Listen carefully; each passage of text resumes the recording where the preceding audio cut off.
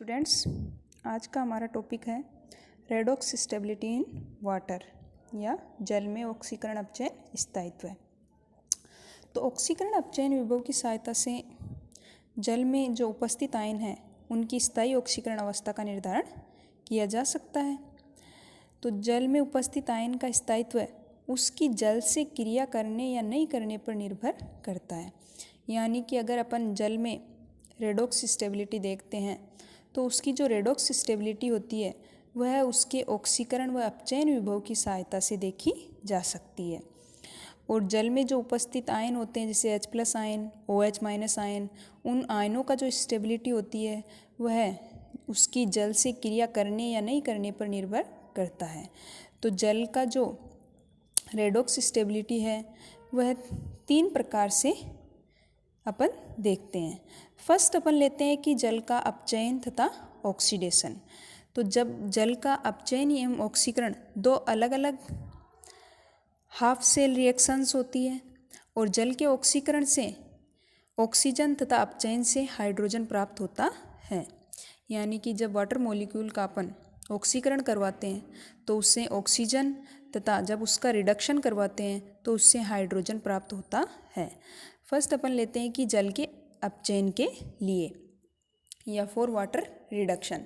तो जब जल का अपचयन करवाते हैं तो अम्लीय माध्यम में होगा और अम्लीय माध्यम में इसमें जो H+ आयन होंगे वह इलेक्ट्रॉन ग्रहण करके हाइड्रोजन के अंदर कन्वर्ट हो जाते हैं। यानी कि जब उसका H+ आयन का अपन रिडक्शन करवाएंगे तो हाइड्रोजन एटम का प्राप्त होता है और इसका जो इलेक्ट्रोड विभव होता है वह 0 वोल्ट होता है। क्योंकि अम्लीय माध्यम में H2O के अपचयन से ये तात्पर्य है कि ये या तो H3O या H+ आयन का रिडक्शन होता है।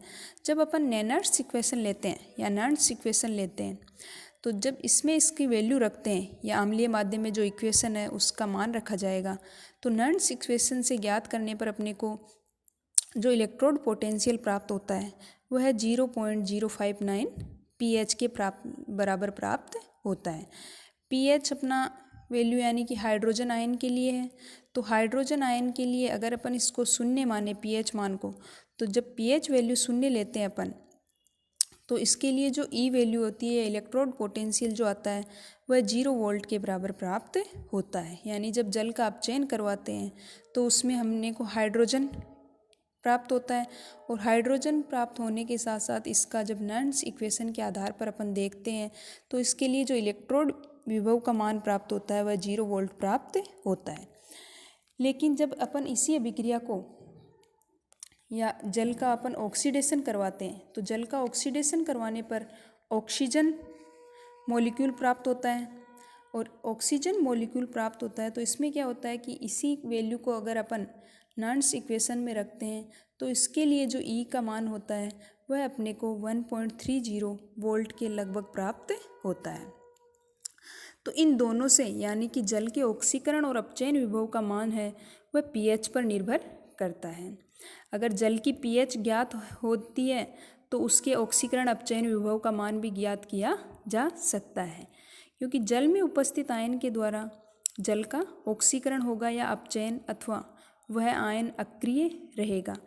इन सब को अपन जल में उपस्थित आयन के ऑक्सीकरण अपचयन विभव द्वारा ज्ञात कर सकते हैं। तो माना किसी धातु आयन का अपचयन विभव -0.059 pH से कम होगा तब ही वह आयन जल का अपचयन कर सकता है।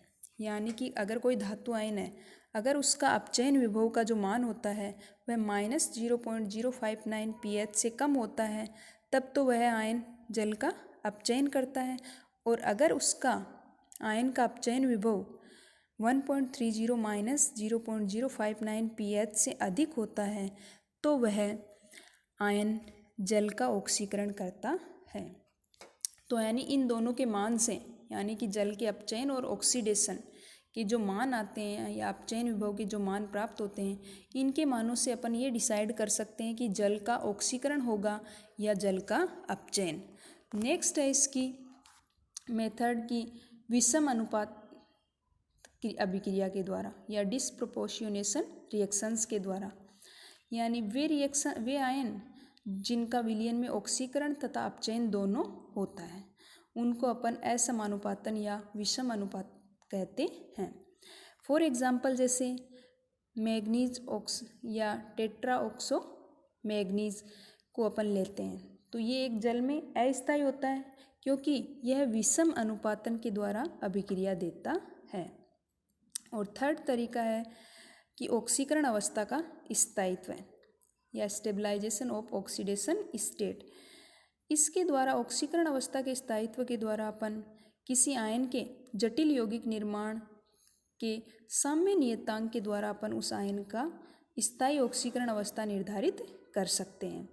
और कोई आयन जटिल यौगिक या अविलेय पदार्थ बनाकर स्थायी अवस्था प्राप्त कर लेता है, तो यानी कि उसकी जटिल यौगिक बनाने के निर्माण से अपन या उसके साम्य नियतांक के द्वारा उस आयन की स्थायी ऑक्सीकरण अवस्था को निर्धारित कर सकते हैं। नेक्स्ट है अपना लेटिमर आरेख। लेटिमर आरेख क्या होता है कि कई तत्व होते हैं जिनको अपन ऊष्मागति की स्थायित्व उनकी ऑक्सीकरण अवस्था पर निर्भर करता है, या फिर तत्वों की जो थर्मोडायनेमिक स्टेबिलिटी होती है वह उनकी ऑक्सीडेशन पर निर्भर करती है। और इसको अपन अनेक आरेख के द्वारा दर्शाते हैं। तो जो लेटिमर आरेख होता है वह उन तत्वों के द्वारा दिया जाता है जो तत्व एक से अधिक ऑक्सीकरण अवस्थाएं दर्शाते हैं। जैसे लेटिमर आरेख में तत्वों की विभिन्न ऑक्सीकरण अवस्थाओं की लिस्ट होती है और उनको अपन विभिन्न ऑक्सीकरण अवस्थाओं वाले तत्वों को अपन इस प्रकार से व्यवस्थित करते हैं कि अगर अपन बाएं से दाएं तरफ जाते हैं तो तत्वों की ऑक्सीकरण अवस्था कम होती जाती है, यानी कि उसकी ऑक्सीकरण अवस्था का मान कम होता चला जाता है। और इनके बीच में उनके स्टैंडर्ड रिडक्शन पोटेंशियल के मान रखे जाते हैं। तो फर्स्ट अपन लेते हैं क्रोमियम का लेटिमर आरेख। क्रोमियम जो है अम्लीय तथा क्षारीय दोनों माध्यम में लेटिमर आरेख शो करता है। तो फर्स्ट अपन लेते हैं कि अम्लीय माध्यम में उसका लेटिमर आरेख। तो जब लेटिमर आरेख में अपन देखते हैं तो इसमें क्या होता है कि Cr2O7 2- आयन क्रोमियम +3 के अंदर और क्रोमियम +3 जो है क्रोमियम +2 में और लास्ट में क्रोमियम के अंदर कन्वर्ट होता है। तो इससे ये स्पष्ट होता है कि इसके जो Cr2O7 है उसमें क्या होता है कि जो क्रोमियम होता है +6 ऑक्सीकरण अवस्था में होता है और लास्ट में धीरे धीरे दाईं तरफ जाते जाते क्रोमियम 0 ऑक्सीकरण अवस्था में चला जाता है। तो यहाँ पर जो Cr2O7 2- है वह एक स्ट्रॉन्ग ऑक्सीडाइजर होता है या प्रबल ऑक्सीकारक होता है, क्योंकि इसका अपचयन विभव का मान जो होता है वह पॉजिटिव मान होता है और इसके पॉजिटिव रिडक्शन पोटेंशियल की वजह से ही इसको वॉल्यूमेट्रिक टाइट्रेशन के अंदर यूज किया जाता है। नेक्स्ट है कि अगर अपन क्रोमियम धातु को 1 मोलर विलयन में घोल करके क्रोमियम +3 ऑक्सीकरण अवस्था प्राप्त करते हैं तो क्रोमियम से क्रोमियम +3 ऑक्सीकरण अवस्था प्राप्त करने के लिए ऑक्सीकरण विभव का जो मान होता है वह भी धनात्मक होता है। यानी कि जब अपन क्रोमियम से क्रोमियम +3 की तरफ जाते हैं, क्रोमियम को क्रोमियम +3 में उसका ऑक्सीडेशन करते हैं, तो ऑक्सीकरण जब किया जाता है इसमें, क्योंकि उसके ऑक्सीकरण अंक में वृद्धि हो रही है, तो ऑक्सीकरण करने पर इसमें क्या होता है कि जो इसका ऑक्सीकरण विभव का जो मान होता है वह पॉजिटिव मान प्राप्त होता है। अर्थात क्रोमियम +3 क्रोमियम के ऋणात्मक अपचयन विभव द्वारा उसकी अपचायक क्षमता का ज्ञान होता है। और जब क्रोमियम +3 से क्रोमियम की तरफ जाते हैं तो उसकी अपचयन विभव का जो मान होता है वह नेगेटिव प्राप्त होता है। नेक्स्ट है कि जब क्रोमियम को HCl या फिर H2SO4 के अंदर घोलते हैं तो वह हाइड्रोजन गैस बनती है और क्रोमियम को जब HNO3 के अंदर घोला जाता है तो क्रोमियम पर क्रोमियम ऑक्साइड की लेयर बन जाती है, जिसकी वजह से यह अभिक्रिया नहीं हो पाती। कहने का मतलब ये है कि क्रोमियम को जब अम्ल जैसे HCl और H2SO4 के साथ तो वह हाइड्रोजन गैस देता है, लेकिन HNO3 के साथ हाइड्रोजन गैस नहीं देता, क्योंकि जब HNO3 के साथ इसकी रिएक्शन करवाते हैं अपन तो HNO3 के साथ रिएक्शन करवाने पर क्रोमियम के ऊपर क्रोमियम ऑक्साइड की परत बन जाती है, जिसकी वजह से यह हाइड्रोजन गैस को मुक्त नहीं कर सकता या फिर ये इस प्रकार की अभिक्रिया नहीं देता। नेक्स्ट है कि क्रोमियम +2 जो है वह जलीय विलयन के अंदर अस्थायी होता है, क्योंकि जलीय विलयन के अंदर घुलित ऑक्सीजन पाई जाती है जो कि क्रोमियम +2 अपचायक की भांति कार्य करता है। तो यह जल को हाइड्रोजन में अपचयित कर देता है और उदासीन माध्यम में जल का अपचयन विभव -0.413 वोल्ट होता है। इसी कारण से ये होता है कि क्रोमियम +2 ऑक्सीकृत हो जाता है, क्योंकि जब क्रोमियम +2 को जलीय विलयन में डाला जाता है तो इसमें जल में घुली हुई ऑक्सीजन पाई जाती है, जिससे कि ये क्रोमियम +2 है वो अपचायक की भांति कार्य करता है और वह जल के हाइड्रोजन को अपचयित कर देता है। नेक्स्ट है कि जब इसके अम्लीय माध्यम में जो लेटिमर आरेख में देखा जाता है कि क्रोमियम +3 जो है वह मोर स्टेबल आयन होता है।